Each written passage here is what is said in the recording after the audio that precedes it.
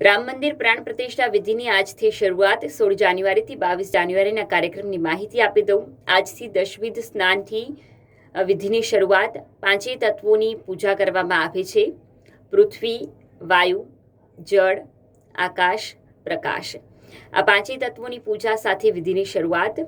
આવતીકાલે 17મી જાન્યુઆરીએ રામલલાની મૂર્તિને લઈને જે શોભાયાત્રા નીકળી છે તે અયોધ્યા પહોંચશે અને 18મી તારીખનો દિવસ ખાસ રહેશે, કારણ કે આ દિવસે અનેક વિધિ યોજવામાં આવી છે। વાસ્તુવિધિ સહિતની વિધિઓ આ દિવસે કરવાની રહેશે। 19મી તારીખે પવિત્ર અગ્નિ પ્રગટાવવામાં આવશે, નવગ્રહોની સ્થાપના કરવામાં આવશે અને હવન કરવામાં આવશે। હવે વાત 20મી તારીખની।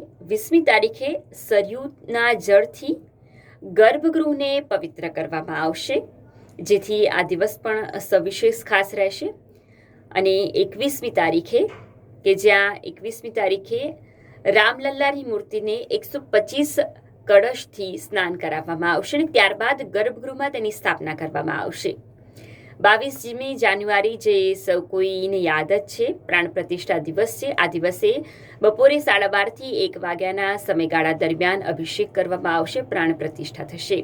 જોકે 21 અને 22 આ બંને તારીખે, આ બંને દિવસે ભક્તો માટે મંદિર બંધ રહેશે। 23 તારીખે તમામ ભક્તો રામલલ્લાના દર્શન કરી શકે છે।